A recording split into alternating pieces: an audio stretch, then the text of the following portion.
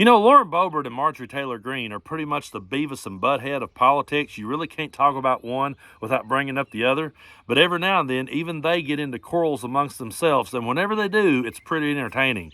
Marjorie Taylor Greene is dying to oust House Speaker Mike Johnson. Lauren Boebert is cooking up conspiracy theories as to what would happen if that happened.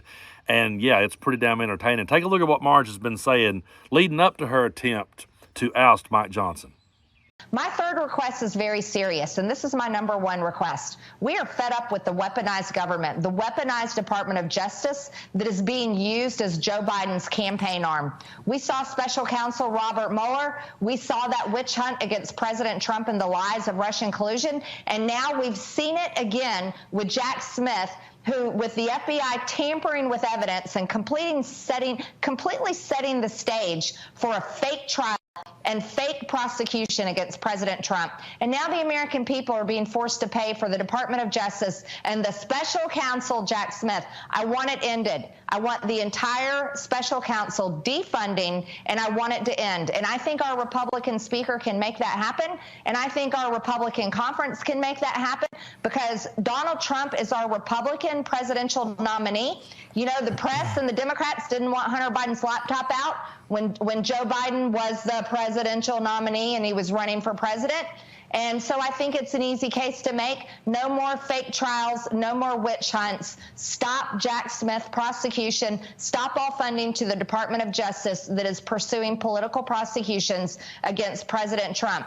You know, when it comes to being politically aligned with someone, there is no way I could be further away from Marjorie Taylor Greene. We're on completely opposite sides of this planet. Because when I hear her talk right there, I don't hear Donald Trump as the victim. I don't view it that the government is being weaponized against him, or that it's all some big witch hunt, that he's being treated unfairly. All the cliche talking points they've been saying this entire time, I hear none of those things. What I see is Donald Trump being held accountable for the first time in his life, and he's kicking and screaming against it. And he's got a little group of schoolyard bullies gathered around him that's afraid of him, and they're kicking and screaming and rallying against everybody, trying to take up for him. That's what I see. Everything that Donald Trump did is right out there in the open. The evidence is right there on the table. How many times have we sat back and watched them go after Joe Biden with no evidence whatsoever? That's not a witch hunt. That's not a political hit job. That's not political theater.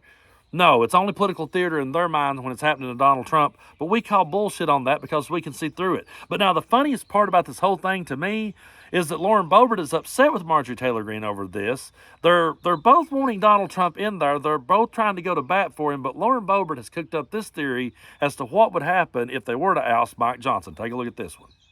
And I'll be damned if I give Hakeem Jeffries any opportunity to have power to prevent President Trump from being in the White House in 2025. And that's exactly what would happen if we followed through with this motion to vacate. I know that I have just enough Republican colleagues who are weak enough, compromised enough, corrupt enough, whatever term you want to use, that they would either resign immediately or vote for Hakeem Jeffries as Speaker of the House. And I will not allow that to happen. Grant, you know that I have Democrat colleagues who have said they will do whatever they can to have congressional authority to prevent President Trump from being on the ballot this year if they could. If they get the gavels, not just of the House floor, but of the committees, that would be their number one agenda, would be to ensure that they had legislation passed through the House, the Senate, and signed by crooked Joe Biden himself to prevent President Trump from being on that ballot. What is so comical about all this to me is they're both wanting the same thing, but they got a different idea of how to go about it. What Marge is saying is, hey, look, let's oust the House Speaker and let's put someone in there who will do away with all these trials, who will put a stop to all of this. Someone who will not hold Donald Trump accountable for anything. That's what Marge wants. Meanwhile, Lauren Boebert is saying, yeah, but if we do that, we've at least got Mike Johnson here who will cheat for us.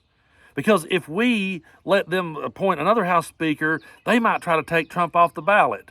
So they're both going to bat for Trump.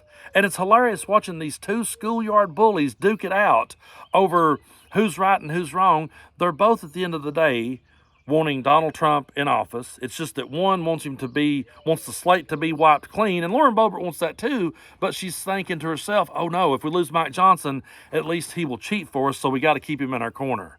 That's the turmoil that our House is in right now. But Marjorie Taylor Greene did make it up there to try to vacate Mike Johnson, and she got booed worse than Ravishing Rick Rude ever did. Take a look at this. For what purpose does the gentlewoman from Georgia seek recognition?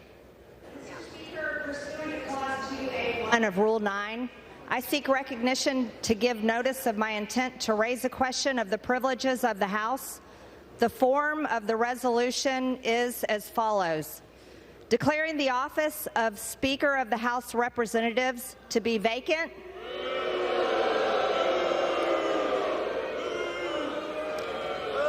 This is the uniparty for the American people watching. Gentlelady will suspend. So that motion was immediately struck down and Marjorie Taylor Greene got humiliated. But here's an idea for the Republicans, the Magas, the GOP, whatever you want to call them, whatever is left on that side of the aisle, here's an idea. How about you guys just cut ties with Donald Trump?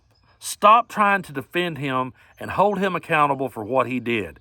Then go out there and find yourself a reasonable candidate that can connect with the American people. And then actually start accomplishing things so that you have something to run on come November, because right now you've got nothing. All you have is the gigantic train wreck that is Donald Trump. That's the hill these people are choosing to die on, is with Donald Trump, and it's doing nothing to help the average, everyday, hardworking American. It may get people talking in the break room. It might be political theater to get people divided, but it's not doing anything that has any substance to help any of us in our day-to-day lives.